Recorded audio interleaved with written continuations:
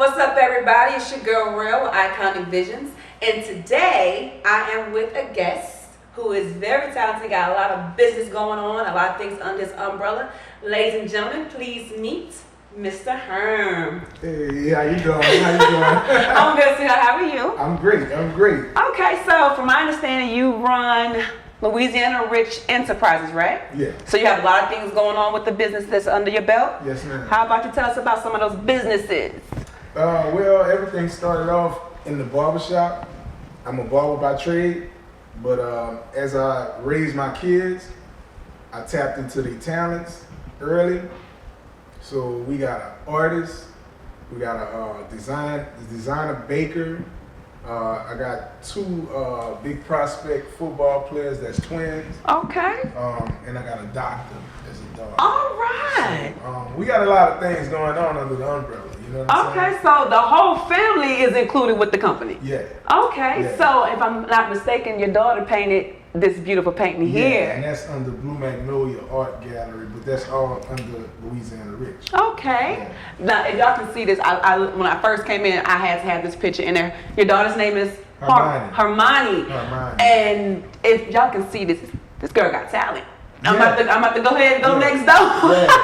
She been painting, man, since she was 8 Okay. years old, and she just sharpened her craft and got better and better. She started selling the paintings in the barbershop. Okay. So that's where her clientele started. Now she's branched out and she got her own people. She doing her own thing. So what got you started with your barbershop? Oh man, that's a big story. When I was living in New Orleans, we had one pair of clippers in the neighborhood. Okay. And we would pass those clippers around to each person to cut their own hair. So I would cut my own hair and dudes would be like, man, you about to cut my hair. Like, I don't want to cut my hair no more. So I was just doing it for free. I was just happy that they wanted me to do it. You know what I'm saying? And this dude named Rick B. Ice, he was a rapper. And I was like 12 years old. Rick was like, well, I'm about to pay you. Rick had a job. He was like 15 years old. So he was like, well, I'm about to give you $2. And I was like, man, I said, Ma, this dude about to pay me for a haircut. So from that point on, I'm like, bro, I got to charge y'all now $2. You know what I'm saying? So I was running a business out my mama's backyard at 12. Okay. And then it eventually went from, $2 to $5. And then guys started following me home from high school, and it started a business, you know what I'm saying? And then it was history, you know what I mean? Okay. Everything got bigger. I went from cutting in one small shop from the backyard, then an NFL football player actually was putting a big luxury shop together at the time. This was in the 90s, early 90s. And he came from it, so I started off with him with like maybe 15 other dudes. And we had a bunch of high profile people, from the city coming in and all that, cutting their hair and everything. And then I branched out on my own. The name of that shop was Flavor. And shouts out to Clarence Verdun. He was an NFL football player. He still stays in New Orleans. That's my dog. He really put me up. And I started off Goodfellas in 1998. With Gary Serene. That's my business partner from back in the days. And we had 15 barbers and we blew it up. I went on the road with Master P and No Limit. And I was, doing a lot of movie sets and video sets and stuff like that. And it just been success, since. Then when Katrina happened, it kind of took me away from all my friends. So it made me focus on my kids. Because it was just me and my little friends in the house, you know what I'm saying? So, I'd be going through her tablet and be like, man, this girl could draw. I'm like, you want to paint? You know what I'm saying? Let's go figure out a way you can start painting. So that led to one thing. My other daughter with the bakery, you know what I'm saying? And just paying attention to my boys being physical and wanting to play football. So these things been in the making for a long time. And like the name Louisiana Rich basically came from my daughter saying why people feel like they gotta leave the state to get wealthy and, leave their culture. Why you can't be Louisiana rich? Like, be rich in your state. You know what I'm saying? I Without get it. giving up your crawfish and bitter. You know what I'm saying? So that was the key to it. So I'm like, damn, I said, that's real. I said, man, we got to start this movement. So it started like probably in 2011. You know what I'm saying? We've been pushing forward and forward and forward. And we out here on our own now. We, you know, things are growing. You know what I'm saying? And man, shout out to Hermione, Shade, Bree, the twins, Jacob and Joshua. They work hard. You know what I'm saying? And they building their own platform. Well, I know how to talk to you. Go ahead. You good. You good. You are good. No problem with you. I give you the floor. But I see, I can tell they get their grind and their hustle from Dad. Yeah. They get it from you, you know, because you start, like I said, you started at 12 in the backyard, and now you got your shop is nice. Listen here, okay? Come to the shop. We're gonna give you the address that's gonna be posted. Make sure you come. This don't like a regular barber shop. I done been to a couple barber shops, you know what I'm saying? I got a son. This is nice. When I walked in, I was like, this a barber shop. And okay. That's my main aim, man. I'm trying to bring black excellence back to this state. You know what I'm saying? We lose a lot of youngsters to Atlanta, Houston. You know, shouts out to them too. But a lot of them, they using our platform and capitalizing on it. They coming here for our culture and taking it other places. And I'm setting landmarks here. So when our people come here, we have somewhere to go. So my baby girl is starting off a hip hop bakery. You know what I'm saying? So we're gonna have the art, we're gonna have the music, and it's gonna be a hip hop bakery. You know what I'm saying? And you know, bake parties and things like that. So you know, our main thing is bringing black excellence back to the state. And I've challenged all my business partners and stuff, from pharmacists to my boys who do windshields to we gonna professionalize our businesses and bring it to another level for our people, but we cater to everybody. You know what I'm saying? So, I like that. Now, you said you're from New Orleans, right? Yeah. How'd you end up in Baton Rouge?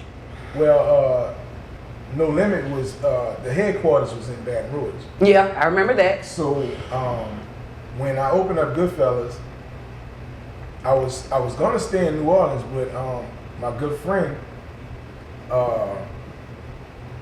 Leonard, that was C. Murder's brother-in-law. He connected us together, and I remember C saying, bro, you need to come closer to the money in BR. So I'm like, damn, man, I moved to BR. I never been to BR. I never been past Kenner. You know what I'm saying? So I'm like, all right, we're gonna do that. I never lived nowhere else in New Orleans but with my parents. And then when I moved straight to Baton Rouge, and I was still going back and forth to New Orleans to Baton Rouge every day. My kids were still in school in New Orleans, and what happened was I would cut in New Orleans to like 10 o'clock at night, get here about 12, start at the studio at 1 to 4 in the morning, then hop back on the interstate in the morning, going back to New Orleans. We was doing stuff like that. So you know, I can remember days like, you know, I'd be cutting C, Silk, Fiend, Mac, all these dudes here, and they'll have to get on the flight early in the morning, and then you'll see a whole fleet of cars going up the Interstate 10 going to the airport afterwards in New Orleans, you know what I'm saying? So it was good things going on, but that's how I got to Baton Rouge. Okay. Yeah, I remember. I think I watched I don't think I watched it.